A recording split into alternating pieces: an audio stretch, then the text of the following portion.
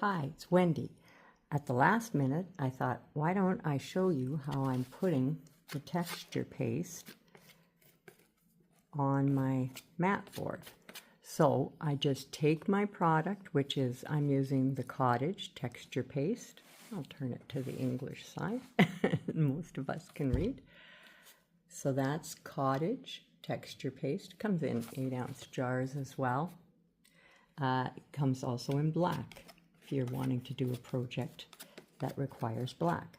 So I take and I apply my texture paste just here and there all over, and after it's starting to set, I go back a little bit with the top of my palette knife and just scuff it up a bit, so I'm getting a little more texture in my background.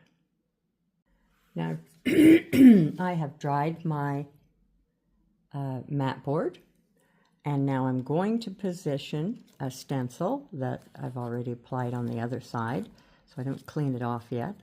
And I'm using my plaster or texture paste, and you don't put it on thick. They raise up quite a bit. It's just a nice buttering across your stencil, and I've got different leaves here to put on. So I will apply another leaf. I'm going to overlap the leaves, so after they're dry, I'll come back and I will put another coat on a few leaves so they kind of lay on top of each other like they would on the fallen floor. So we've got these leaves on, and I can probably sneak another one in here. I try not to have them facing the same direction when I put them on. So even though I'm using the same leaf, a couple of spots down, I turn the direction. This guy here is overlapping on top of another one. So I'll continue my way around, drying them and laying leaves on top of each other. I've got my mat painted now with my famous black-brown mix, and I'm going to take dome stipplers, dry brushes, the bristle kind, whatever you have. I've got 3 different brands sitting out here. I'm going to take some, we're going to use metallics now, and I'm going to knock every bottle over into the paint first. So I'm taking worn penny, pounce it off on my palette. So by that, I just mean go like so. And then I'm going to scuff a bit, just a bit. I still want to have a fair bit of paint on. And I'm going to dry brush just a little here and there. I'm not intending on doing just one leaf, so I'll just put a little of the worn penny in a few places. It's going to catch on all of those ridges that we've created. I'll work my way around the piece. Only so much is in the video. And if you did this and you think, oh, I really needed another leaf in that spot, or it could be added again on top. It's not an issue.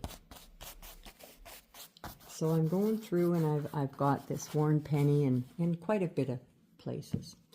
I'm not going to clean the brush in case I need more. So now I'm taking another one, and I'm going into Rich Espresso. Same thing, pounce it into my brush, and I'll come in a few places. Rich Espresso is more in the brown tones, although when it's on top of black brown like this, it looks like a gold, but it isn't. It's a brownish. So I'm going through and I'm picking this up. It's giving me that, I'm going to get a bit more on the brush. Pounce it off. I give the brush a twist when I'm doing that so I get that excess out of the inside of my brush. Because if you end up getting not a lot on your brush, you tend to want to press harder. And then it comes out really solid because it's up inside that brush.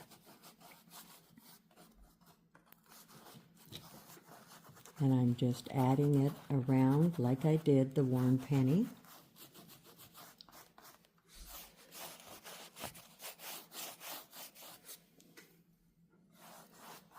This is going to look really, really pretty with our pen and ink.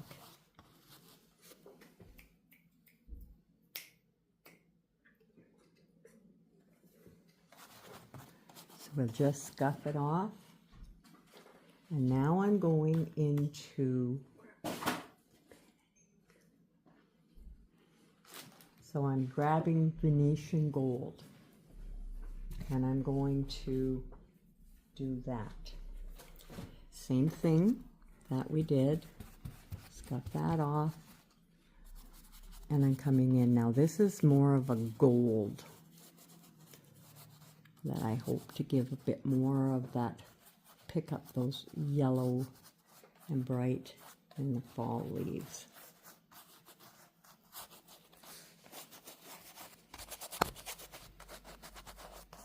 Oops. Make you dizzy there. So, but now you can see the shapes of our leaves showing up quite a bit. And even the plaster that I slapped on first gave it that background so that it's not just plain flat.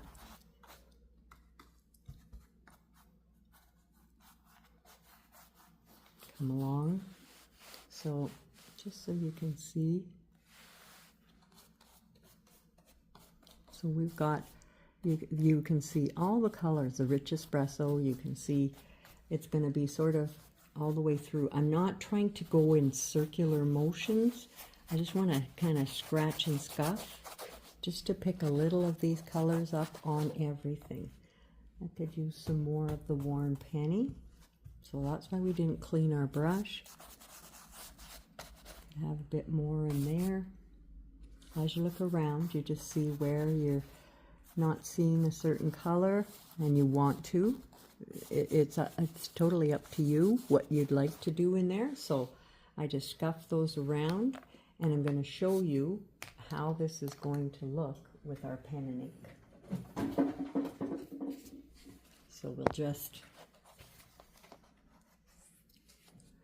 see the colors, how they're going to pick up all of our nice fall colors. And you've got the leaves. It's lovely. It's worked out exactly like we want it.